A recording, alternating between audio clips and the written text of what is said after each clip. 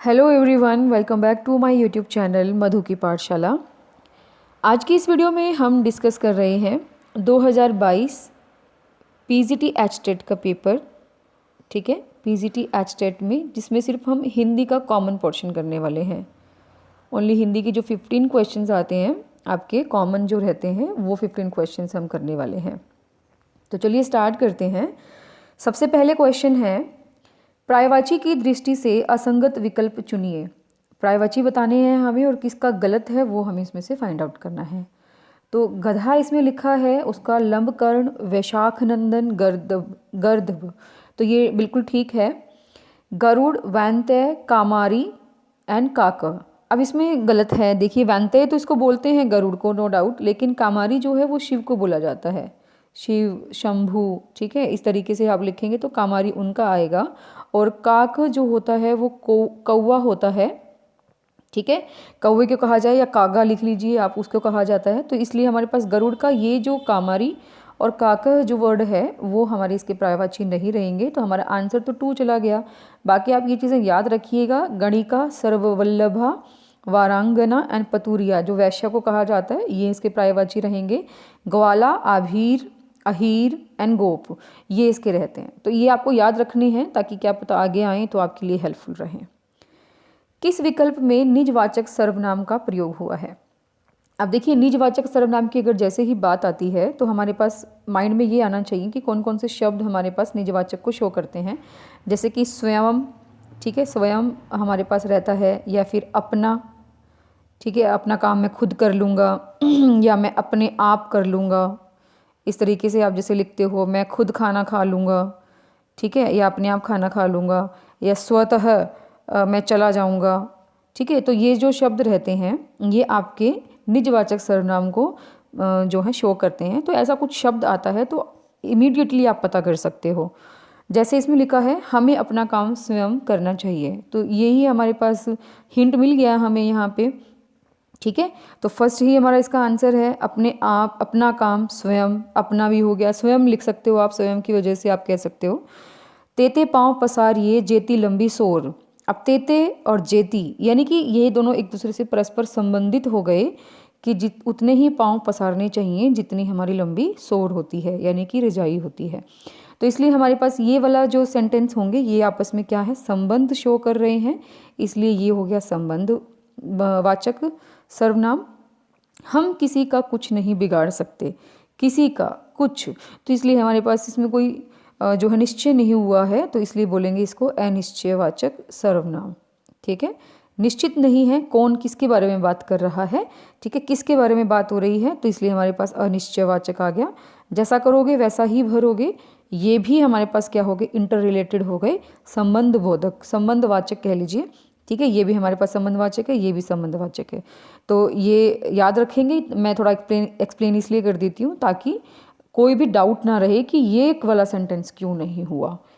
ठीक है, नेक्स्ट देखिए क्वेश्चन नंबर 33। आनंदा चुपके से चली गई वाक्य में किस प्रकार के क्रिया विशेषण का प्रयोग हुआ है? देखिए, क्रिया विशेषण आपका इंपॉर्टेंट टॉपिक रहता है, समटाइम्स पीजीटी एग्जाम्स में तो पूछ लिया ही जाता है। ये क्रिया विशेषण का मतलब आप समझ ही गए होंगे, जो क्रिया की विशेषता बताते हैं शब्द वो क्या होते हैं, क्रिया विशेषण होते हैं। ओके, और ये जो यहाँ पे इन्होंने टाइप लिखे हैं मोस्टली कॉमनली यही टाइप्स जो होते हैं क्रिया विशेषण के होते हैं, बाकी प्रयोग की दृष्टि से अलग रहते हैं। ठीक है, तो वो इतना डेप्थ में मैं नहीं जा रही हूँ इस वीडियो में। अभी सिर्फ इतना बताऊंगी कि कालवाचक जो होता है वो समय यानी कि काल को दिखाएगा। जैसे कि मैं कहूँ कि कल बरसात हुई थी, तो कल शब्द आ गया, इसलिए बरसात हुई, बरसात होना क्रिया है। ठीक है, और लेकिन वो कब हुई थी, वो टाइम की बात कर रहा है, तो कल हुई थी, तो कालवाचक। रीतिवाचक जैसे कि हम कहते हैं कि कैसे काम किया गया, ठीक है, किस कहते हैं ना, तरीका क्या था, विधि क्या थी, ठीक है, कैसी क्रिया की गई थी, वह फटाफट बोलता है, बोलना क्रिया है लेकिन कैसे बोलता है, फटाफट, तो वो रीतिवाचक है। परिमाणवाचक में परिमाण की बात करेगा। ठीक है, ये तो सबको पता ही है कि वेटेज कितनी रहती है, कि तुम थोड़ा अधिक खाओ, थोड़ा, ठीक है, तो वो क्या है, परिमाण की बात कर रहा है। स्थान आपको पता ही है, जगह की बात करेगा कि वह बाहर खेल रहा है, तो बाहर जो शब्द आ गया वो खेलने को और ज़्यादा स्पेसिफाई कर रहा है कि कहाँ खेल रहा है। तो इस तरीके से 4 ये हो गए। अब मुझे लगता है कि आपको आंसर भी मिल गया होगा। आनंदा चुपके से चली गई, क्या इसमें समय है, परिमाण है, स्थान है? बिल्कुल भी नहीं। कहाँ चली गई, अगर इसमें जगह लिखी होती तो हम स्थानवाचक के पास चले जाते। अब ये कैसे बता रहा है, कैसे चली गई, चुपके से चली गई। विधि बता रहा है, उसका तरीका बता रहा है, किस तरीके से गई, चुपके से। इसलिए क्या आ जाएगा, रीतिवाचक इसका आंसर हो जाएगा, क्रिया विशेषण। नेक्स्ट हमारे पास 34वां क्वेश्चन है, समश्रुत भिन्नार्थक शब्दों का अर्थ भेद की दृष्टि से बेमिल विकल्प है। अब देखो, समश्रुत भिन्नार्थक क्या होते हैं, जैसे कई बार सुनाई एक जैसे देते हैं और उनका लेकिन मीनिंग अलग अलग रहता है ना। सदेह, सदेह, देह के साथ, तो देह सहित, बिल्कुल ठीक है। संदेह, संदेह का मतलब क्या रहता है, संशय रहता है, डाउट। सुवन, सुवन क्या होता है, पुत्र, ठीक है। और सुमन क्या है, फूल, ये भी बिल्कुल ठीक है। अब यहाँ पे थोड़ी सी गड़बड़ हो गई है। अब देखिए, सुकृति अगर हमारे पास बड़ी की मात्रा आती है तो वो बंदा होता है पुण्यवान, ये यहाँ आना चाहिए था, पुण्यवान, या आप कह लीजिए सौभाग्यशाली, धार्मिक। लेकिन अगर सुकृति की बात की जाती है तो कोई कृति, कोई काम करना, कोई, और सु जब हमने लगा दिया तो वो पॉजिटिव सेंस में जाता है। तो सुकृत, कृत किया गया, अच्छा कर्म किया गया, तो सुकृति वो वही चीज़ हो जाएगी, अच्छा कार्य या अच्छा कर्म, ठीक है। तो ये इसका आना चाहिए था, ये इसका आना चाहिए था, तो ये आपस में गलत हो गए। तो हमारा आंसर तो यही हो गया। स्वजन, बंधु यानी कि भाई, और जैसे कि दोस्त, भाई, ये सब कह सकते हो। और शवजन अगर बोला जाए तो वो कुत्ता होता है। तो ये हमारे पास 3rd इसका आंसर आ जाएगा, ठीक है। आई होप सही समझ में आ रहा है आप लोगों को। उसने मुझे सदैव धोखा दिया, वाक्य में प्रयुक्त धोखा शब्द कौन सी संज्ञा का उदाहरण है। अब देखिए, समुदायवाचक क्या रहता है, जिसमें आप कलेक्टिव की बात करते हो, कोई चीज़ ग्रुप बनाती है, ठीक है। जैसे कलेक्टिव नाउन हम करते हैं, कक्षा है, जैसे समुदायवाचक हो गया। जातिवाचक में हम किसी एक जाति की बात करते हैं, चाहे वो व्यक्ति है, वस्तु है, स्थान है। भाव में हम इमोशंस की बात करेंगे, और व्यक्तिवाचक आपको पता ही है, इंडिविजुअलिटी की बात आ जाती है, यानी कि किसी एक पर्टिकुलर व्यक्ति, वस्तु, स्थान इत्यादि की बात हो। तो अब धोखा जो है, क्या इसको आप कलेक्टिव नाउन में ले सकते हो, कोई ग्रुप की कोई चीज़ है क्या, जाति बता रही है क्या, या किसी व्यक्ति को बता रही है, हमारे पास ये भाव बता रही है, ठीक है, इमोशंस को बता रही है कि सदैव धोखा दिया। तो धोखा जो शब्द है वो क्या है, भाववाचक संज्ञा है। क्या है, भाववाचक संज्ञा।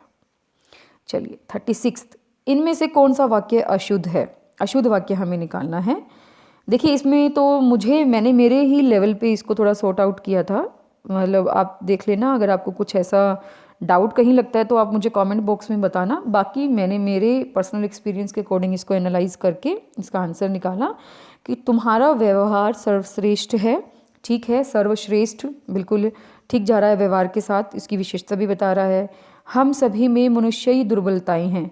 अब देखिए, अब कहते हैं ना कि किसी को आईना दिखाने की क्या ज़रूरत है, जब वो खुद पता है कि उसको वो है। मनुष्य को हम मनुष्य ही कहेंगे ना, अब बार बार उसको ऐसे थोड़ा ना कहेंगे कि किसी का नाम संजय है और आप ऐसे बोल रहे हो मनुष्य संजय इधर आओ, तो वो गलत बात हो जाएगी। तो हम सभी में दुर्बलताएं हैं, हम सभी में कुछ न कुछ दुर्बलताएं हैं। आप ये बात भी बोलते हैं तब भी हमें पता है कि भाई मनुष्य में मनुष्य ही दुर्बलताएं होंगी ना, इसलिए मनुष्य ही मेरे को जहाँ तक लग रहा था ये लगाने की ज़रूरत नहीं थी, ये ओवरलोड हो गया था, इसलिए हम इसको हटा देंगे। ऐसे लिख सकते हैं, हम सभी में दुर्बलताएं हैं। वह पाँव से जूता उतार रहा है, शीला को अपनी योग्यता पर गर्व है। तो ये बाकी सारे सेंटेंसेस ठीक हैं, लेकिन जहाँ तक मुझे लगा सेकंड आंसर गलत रहेगा। नेक्स्ट देखिए, किस शब्द में एक से अधिक उपसर्गों का प्रयोग हुआ है। अब ये जो क्वेश्चन है, इसके अंदर अगर मैं आपको विच्छेद करके दिखाती हूँ उपसर्गों के हिसाब से, जहाँ मैंने पढ़ा, तो अधि का प्लस अध्यापक कर दें, अध्यापक नहीं, आपक कर दें, आपक, अधि प्लस आपक तो अध्यापक बनता है। अन्वेषण में क्या बनता है, अनु प्लस एषण, एषण, ठीक है। तो एक ही हमारे पास आ रहा है ये अनेषण, ठीक है, एक ही उपसर्ग आ रहा है, अनु, अधि। अनुष्ठान में भी हमारे पास क्या रहता है, अनु प्लस स्थान, अनु प्लस स्थान, ठीक है। तो इसमें भी हमारे पास एक ही आ रहा है। और व्याधि में भी क्या है, वी प्लस आधि। तो इसमें मेरे को ये ऑब्जेक्शनल क्वेश्चन लग रहा है क्योंकि सबके अंदर जो है हमें क्या मिला, एक एक उपसर्ग मिला है और इसमें कोई पर्टिकुलर आंसर बन नहीं रहा है, तो मैं इसको सर्कल करके छोड़ रही हूँ। ऑब्जेक्शनल रहा होगा या फिर ग्रेस मार्क मिले होंगे, आई डोंट नो, ठीक है। लेकिन दोनों चारों में से किसी में ऐसा शब्द नहीं था, कोई भी ऐसा शब्द नहीं था जिसमें 2 उपसर्ग हों या एक से ज़्यादा आप कह लीजिए, 2-3 कितने भी हों। नेक्स्ट हमारे पास क्वेश्चन है 38, समास की दृष्टि से असंगत विकल्प चुनिए। तो यहाँ पे हमें बताना है कि किसका कौन सा समास होगा और उसके लिए आपको विग्रह आना बहुत ज़रूरी है, ठीक है। आपको मतलब थोड़ा पता होना ज़रूरी है। तो देखिए सबसे पहले क्या है, कनकलता। कई बार है ना हम पढ़ते भी गलत हैं, जैसे मैं इसको जब पहले पढ़ रही थी कनकलता पढ़ रही थी, कनकलता कनकलता। अब उसमें समझ ही नहीं आ रहा था कि भाई इसका क्या संधि विच्छेद करूं। फिर वो चीज़ होती है ना कि मैं शायद गलत हूँ, मैं इस शब्द को सही पढ़ नहीं पा रही हूँ, मैं कुछ और विग्रह करके देखती हूँ, तब निकाला मैंने इसमें कनक प्लस लता, हाँ ठीक है। तो कनक लता हमारे पास क्या बनेगा, कनक का मतलब क्या होता है, कनक का मतलब होता है सोना, ठीक है। तो कनक के समान लता है ना, के समान अगर हम कह रहे हैं तो कर्मधारय रहेगा, बिल्कुल ठीक है ये। सचिवालय, सचिव का आलय यानी कि जहाँ सचिव रहता है वो हमारे पास होगा सचिव का आलय, तो ये हमारे पास तत्पुरुष है, ये भी ठीक है। चौराहा, चौराहा का मतलब होता है 4 राह का समूह, जहाँ पे 4 राहें मिलती हैं वो द्विगु, जहाँ पे हम समूह की बात करते हैं वो द्विगु होता है, नंबर आ जाता है हमारे पास आगे, चौ बना है जो, ये भी बिल्कुल ठीक है। आकंठ, आकंठ का मतलब क्या होता है, कंठ तक, क्या रहता है, कंठ तक। तो ये अव्ययी भाव है, ये आ जो है इसका अव्यय लेकर के फिर कंठ से मिलकर के अव्ययी भाव बना रहा है, ठीक है, अव्ययी भाव। तो ये हमारे पास बहुव्रीहि नहीं होगा, अव्ययी भाव होगा, इसलिए 4th हमारे पास करेक्ट आंसर आ जाएगा, ठीक है। किस विकल्प में विसर्ग संधि का प्रयोग हुआ है, अब हमें संधि इसमें से निकालनी है, तो थोड़ा सा मैं इसको और अच्छे तरीके से समझाने की कोशिश करूँगी। कई बच्चों को जो है यहाँ पे नहीं मैडम इसमें तो ना विसर्ग संधि है, आप कैसे कह सकते हो। तो दोनों चीज़ें समझाऊंगी, विद एक्सप्लेनेशन समझाऊंगी, तो ध्यान से सुनना। किस विकल्प में विसर्ग संधि है, तो देखिए युधिष्ठिर हमने लिया, ठीक है। अब मैं इसका संधि विच्छेद करती हूँ तो मुझे ये मिलता है युधि, यानी कि युद्ध में जो स्थिर है वह कौन है, युधिष्ठिर है, ठीक है। समास की दृष्टि से भी हम इसको कर सकते थे, लेकिन पूछा हमसे संधि के बारे में तो हम संधि पे ही चलेंगे। तो अब इसमें देखो इसकी जो लास्ट चीज़ बन रही है वो क्या है, छोटी ई, और इसमें हमारे पास क्या पहले बनता है, आधा स बनता है या स्थ कह लीजिए, ठीक है। तो जब इन दोनों को मिलाते हैं तो हमारे पास ये विकार उत्पन्न होता है, आधा श और ठ, ठीक है। तो शठ बन करके हमारे पास यहाँ पे क्या बन गया, युधिष्ठिर बन गया। और ये जो हमारे पास संधि रहती है ई प्लस थ वाली, ये व्यंजन संधि रहती है, क्या रहती है, व्यंजन संधि। तो आप इसको लेकर के चलेंगे व्यंजन संधि, ना कि इसको लेकर चलेंगे आप विसर्ग संधि। जो वयोवृद्ध है उसमें हमारे पास सीधी सीधी सी आती है वयो प्लस में वृद्ध, ठीक है। ये हमारे पास संधि कौन सी रहेगी, विसर्ग संधि रहेगी, इसमें कोई डाउट नहीं है, इसलिए आंसर हमारा ये मिल गया हमें। लेकिन चारों इसलिए करा रही हूँ कि नेक्स्ट एग्जाम में हेल्पफुल रहे। परो उपदेश, पर प्लस में उपदेश, ह नहीं बोल रही हूँ, पर प्लस में उपदेश, ये हमारे पास गुण संधि रहती है, ठीक है। गुण संधि में हमारे पास आप पढ़ लीजिएगा, र प्लस में ऊ जब बन रहा है तो रो बन करके निकल कर आता है, ठीक है। तो ये हमारे पास क्या हो जाएगा, परोपदेश रह जाएगा। और निष्ठुर को मैं थोड़ा एक्सप्लेन करूँगी। निष्ठुर में थोड़ा सा ना बच्चे जल्दी जल्दी कर देते हैं कि नी प्लस में ठुर, ये जो बन रहा है निष्ठुर है, बन रहा है नो डाउट, मैं एक्सप्लेन करूँगी इसको ज़रूर कि इसका ई या ऊ आता है जिसके साथ विसर्ग होती है और उसके साथ ठ बनता है साथ में, तो वो विकार उत्पन्न करता है और श बना देता है, तो बन तो वही रहा है निष्ठुर, ठीक है। अब यहाँ पे आप एक चीज़ मान के चलिएंगे, विकार जो उत्पन्न हुआ वो निष्ठुर में हुआ, उसका मतलब आदर्श जो है बन जाएगा, विसर्ग बन जाता है, जो विसर्ग होता है ना वो श बनता है। अगर ठ बनता होता तो फिर हम क्या करते, तो गुम हो जाता है ना, तो वो तो बनता ही नहीं। तो ठ और छोटी ई अगर मिल रहे हैं या छोटा ऊ मिल रहे हैं, उसमें जो विसर्ग होता है उसका क्या बन जाता है, श बन जाता है। तो ये भी ठीक है। लेकिन ये जो संधि हमारे पास रहती है मेनली वो हिंदी में रहती है, और यहाँ पे जितनी भी संधि हमने ली हैं वो मोस्टली संस्कृत के हिसाब से इन्होंने मॉडिफाई की हुई है। अगर मैं इसको लेकर चलूँ नी प्लस में स्थुर, ठीक है, तो ये हमारे पास क्या बनती है, विसर्ग संधि, सॉरी व्यंजन संधि बनती है। क्या बनती है, व्यंजन संधि बनती है। तो इसने यहाँ पे व्यंजन संधि को लेकर के, युधिष्ठिर में भी व्यंजन संधि लेकर के इसको सोल्व किया हुआ है। उसके अकॉर्डिंग इसने जो आंसर निकाला है वो वयोवृद्ध निकाला है। लेकिन वयोवृद्ध का कोई और मतलब ऑप्शन बन नहीं रहा विसर्ग संधि के अलावा, इसलिए भी आप कह सकते हो कि हम वयोवृद्ध के साथ जाएंगे। ठीक है, तो थोड़ा सा कॉम्प्लिकेटेड तो ये था, नो डाउट। अब इतना ध्यान पेपर में तो नहीं लगता है, ये तो हम थोड़ा सा बाद में इसको एनालाइज करके देखते हैं तो ये चीज़ें निकल कर सामने आती हैं हमारे। पर फिर भी थोड़ा ध्यान से पढ़ेंगे तो हम ये चीज़ें जो है हैबिचुअल हो जाएंगे इन चीज़ों के। शब्दकोश में वर्णाक्रम की दृष्टि से श्रद्धा शब्द इनमें से किस शब्द के पहले आएगा? तो इसने सीधा सीधा सा बोल दिया, श्रद्धा शौर्य नहीं, श्रद्धा श्याम नहीं, श्रद्धा श्रृंगार, श्रद्धा शर्मिक। तो इन्होंने फोर्थ आंसर माना है, पर मेरे अकॉर्डिंग श्रृंगार भी अच्छा सही जा सकता था, श्रद्धा श्रृंगार, ठीक है, श्रृंगार। लेकिन इन्होंने श्रद्धा शर्मिक माना है। और श्रद्धा का मतलब आप क्या है, डेडिकेशन के साथ कोई चीज़ कर रहे हो, आस्था के साथ, विश्वास के साथ। तो श्रद्धा शर्मिक आप उस कॉन्टेक्स्ट में अगर ले रहे हैं तो ये भी हमारे पास करेक्ट जाएगा। ठीक है, नेक्स्ट देखिए 41, नीचे ही है इधर। विलोम की दृष्टि से असंगत विकल्प चुनिए। विलोम शब्द के हिसाब से देखना है। उपत्यका, उपत्यका क्या होता है, जो पहाड़ होता है हमारा, पहाड़ के जो नीचे का जो भाग होता है उसको हम कहते हैं, यानी कि ये जो जगह होती है नीचे की जो गहराई वाली होती है, घाटी या तराई जिसको कहते हैं। और अधित्यका मतलब जो पहाड़ के ऊपर का समतल भाग होता है उसको अधित्यका। तो ये तो ठीक है, ये दोनों एक दूसरे के अपोजिट हैं। उन्मुख एंड अभिमुख, उन्मुख और अभिमुख तो सेम वर्ड है। उन्मुख का मतलब भी ये होता है किसी एक पर्टिकुलर डायरेक्शन में आप जा रहे हैं सामने से, और अभिमुख का मतलब होता है सामने ही। ठीक है, तो ये सीधा सीधा सही इनका क्या हो गया, पर्यायवाची हो गया, ये विलोम नहीं हुआ। अगर उन्मुख का विलोम हमें देखना है तो वो क्या होता है, विमुख, यानी कि दिशाहीन, कोई दिशा मिल ही नहीं रही, तो इसलिए विमुख रह जाएगा हमारे पास उसका ऑपोजिट।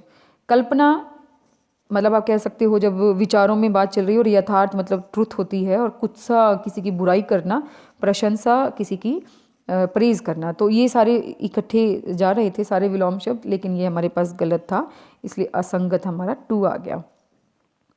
इनमें से किस शब्द में आवट प्रत्यय का प्रयोग नहीं हुआ है? ये बिल्कुल इजी है। गुर्रा प्लस में आहट है, सजा प्लस में आवट, बुना बुन प्लस में बुनाई जैसे होती है ना, तो बुनना प्लस में आवट, अंतर प्लस में आवट। इनमें तो आवट आवट आवट आ ही रहा था, इसमें आहट आ रहा था, तो इसलिए बिल्कुल इजी रह गया ये। तो इतना डिटेल में जाने की जरूरत है नहीं। उच्चारण की दृष्टि से ल वर्ण का उच्चारण वेरी इजी।